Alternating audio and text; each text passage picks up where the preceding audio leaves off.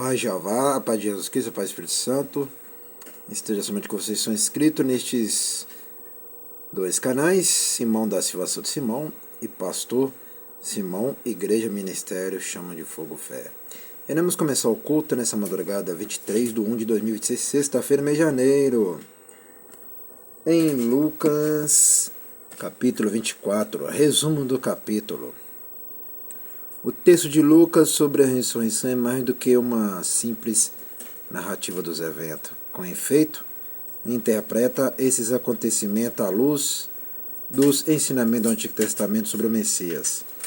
24:6-7, na perspectiva da própria declaração de Cristo sobre sua missão. VV 45:47, o relato de Lucas se encerra não com a ressurreição, mas com a ascensão e nos faz lembrar de que o Cristo ressurreto deve ser adorado. VV 50:53. A ressurreição é de fato o selo da promessa de Jeová para a salvação. Tá vendo lá?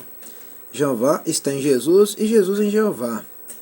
Por que nós adoramos Jesus Cristo? Porque o Pai mandou adorar o Filho dele. E o Filho dele tem que ser adorado também. Continuando, Lucas nos fala sobre as mulheres que visitaram o túmulo. VV 1:11 e a curiosidade que levou Pedro a esquadrinhar o interior da cripta vazia. V12. Palavra interessante, né? Cripta. V12. O autor do Evangelho comenta sobre os dois discípulos que caminharam com Jesus pela estrada de Emaús, explicando as escrituras que falavam do Messias. VV 3:29. O estado de euforia dos discípulos é descrito quando finalmente reconheceram a Jesus e lançaram-se de volta a Jerusalém para contar tudo aos seus seguidores de Jesus. VV 35. Finalmente Lucas fala da aparição de Jesus aos seus discípulos, ainda confuso, e abre a mente deles de sorte que finalmente possa entender o significado de sua vida e morte. VV 36:49. Lucas concluiu com a lembrança de quem é Jesus, de quem Jesus é. Exaltado nos céus, Jeová eternamente digno de nossa adoração, a fonte da nossa alegria. VV 50:52. Versículo chaves. Agora tá chaves, né? Isso mesmo, agora tá escrito chaves. 24:46-47. O que estava escrito agora se cumpriu. A aplicação pessoal: não seja lenta em confiar e em louvar o Salvador ressurreto. Tá vendo? Já não pode ser lenta em confiar e nem lenta em louvar, tá vendo? Tem que ser rápido, responder rápido ao Criador, ao Pai, ao Filho e ao Espírito Santo e adoração. Conceito-chave: anjos, P521, ressurreição, PP 629. 737, 823, a morte de Cristo, P813, Messias, P431. Destaque: anunciaram 24:9. Os anjos lembraram as mulheres algo que os escritores dos evangelhos enfatizaram. Jesus adiantou aos seus discípulos sobre sua morte e ressurreição. CFLC 922-44, 18:31-34. Não é de se estranhar que não tivesse alcançado o significado da declaração de Cristo.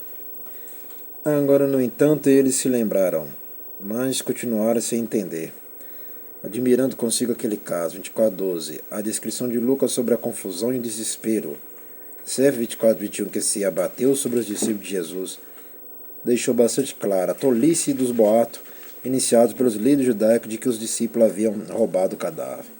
A morte de Jesus significava o fim de todas as esperanças. Era preciso ser uma pessoa desequilibrada para honrar a morte de seu líder, fingindo que havia ressuscitado. Nécios 24:25. No caminho para Emaús, Jesus usou a palavra anoetos para seus dois acompanhantes. Dos seis acontecimentos, repetindo, dos 6 acontecimentos no Novo Testamento, 5 são aplicáveis aos crentes, diferentemente do tolo, de ordem moral, do Antigo Testamento. Essa palavra descreve um indivíduo que vê as coisas sob uma perspectiva distorcida, e não do ponto de vista divino, tá vendo? Por isso que nós chamamos pessoas de nécio. Por quê? O que acontece aqui, ó? Vocês vão entender agora por que nós chamamos de Nécio.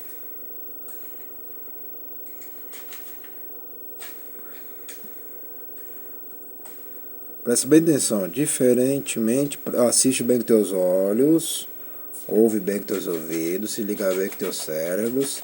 É como eu sempre falo, se é que tem cérebros. Presta atenção, ó. Diferentemente do tolo de ordem moral do Antigo Testamento, esta palavra descreve um indivíduo que vê as coisas sob uma perspectiva distorcida, tá vendo? Ó? Presta bem atenção aqui, meus irmãos, minhas irmãs, ó. Meus amigos, minhas amigas, ó. Se liga, ó. Esta palavra descreve um indivíduo que vê as coisas sob uma perspectiva distorcida e não do ponto de vista divino, tá vendo, né? Jesus então prosseguiu demonstrando o ponto de vista divino sobre sua própria morte, ao voltar a se olhar para as escrituras do Antigo Testamento, tá vendo? O que eu falei que isso aqui é escritura? Isso aqui é escritura do Antigo Testamento a fim de demonstrar que o Messias teria de sofrer essas coisas para somente então entrar em sua glória. Não basta dispor de informações corretas, precisamos estar em condições de interpretá-la corretamente. É o que eu sempre já preguei sobre essas coisas e continuo pregando. Ó. Que a gente tem que ter o quê? Conhecimento das coisas. Não basta dispor de informações corretas, tá vendo? Ó? Precisamos estar em condições de interpretá-la. Tem que ter conhecimento, tem que ter entendimento. Olha lá, corretamente. Igual eu explico vocês aqui corretamente. Igual eu ensino para vocês direito, para vocês entenderem direito. Agora continuando, o uso que os escritores do Novo Testamento fazem do Antigo Testamento está ancorado na instrução sobre a pós-ressurreição dada por Jesus, no que diz respeito ao verdadeiro significado dos textos do Antigo Testamento, CF 24:44. Verdadeiramente 24:44. A crença na ressurreição, literalmente física, de Jesus é corroborada pela evidência de três vertentes: o cumprimento da profecia, o testemunho ocular e de milhões de vidas, transformada pela fé em Jesus num lapso temporal de 2 milênios. Tá vendo? Mas tem que entender essa palavra aqui quando fala ocular de milhões de vidas. Essa palavra aqui, ó, transformada. É pessoa que mudou de vida. Não é pessoa que não mudou de vida. Tem uma diferença, entendeu? A sua semelhança, 24:36 em diante. A primeira carta de João 3:2 narra que quando Jesus voltar, seremos semelhantes a ele. Isso é verdade. Nós vamos ser igual a Jesus, isso é verdade. Nós vamos ser cheios do poder, aleluia. Esse dia está quase chegando, hein? Vamos lá. Continuando. Essa passagem de Lucas nos conta muita coisa sobre a ressurreição de um corpo de verdade, feito de carne e ossos. V39. Assemelha-se ao corpo normal, com suas formas marcadas pela cruz. V39 capaz de se alimentar. V41 e sem se deixar limitar pelo espaço. Jesus apareceu de repente entre eles no local que, segundo o outro evangelho, estava trancada a chave. V36. Não temos ideia das maravilhas que nos esperam, mas elas existem de fato. Tá vendo? É real e verdadeiro, tá vendo? Tanto o visível como a invisível são tudo real. Tá vendo? Vamos agradecer, soberano Jeová, a Jesus Cristo, a Espírito Santo, agradecemos por este culto nessa madrugada, 23/1/2026, sexta-feira, mês de janeiro, aqui na sede da Igreja Pentecostal, Ministério Chama de Fogo, Fé de Verdade que tem, que fica na rua Armindo Pereira, número 340, bairro São Pedro, cidade de Putinova, Minas Gerais, nação Brasil. Abençoe somente meus inscritos, abençoe também somente os dizimistas, os ofertantes. Essa é minha irmã, este meu irmão, esta minha amiga, este meu amigo que sempre está ajudando essa obra, sempre essas pessoas estão ajudando essa obra em tudo aqui. Da vitória para eles também em tudo. Amém e amém. Meus irmãos, minhas irmãs, meus amigos, meus amigos, nós acabamos de ler Lucas por completo, né? E nós aprendemos tudo isso aqui, ó, top focalizado no esboço, nascimento, preparação, Galileia, viagem, Jerusalém, paixão. Nós aprendeu tudo isso aqui. Até o próximo livro que nós iremos conhecer só mais tarde, né? Só no próximo culto. Então nós começamos foi aqui, ó. Nós lemos muito, hein?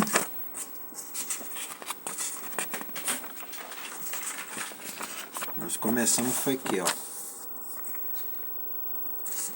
Aí fomos indo, ó.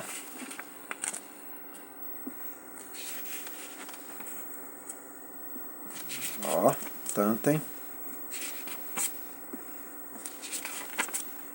Parece que é pouco, né? Não, viu?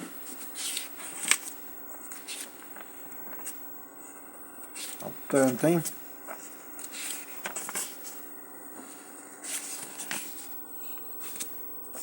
Ó, tanto, hein?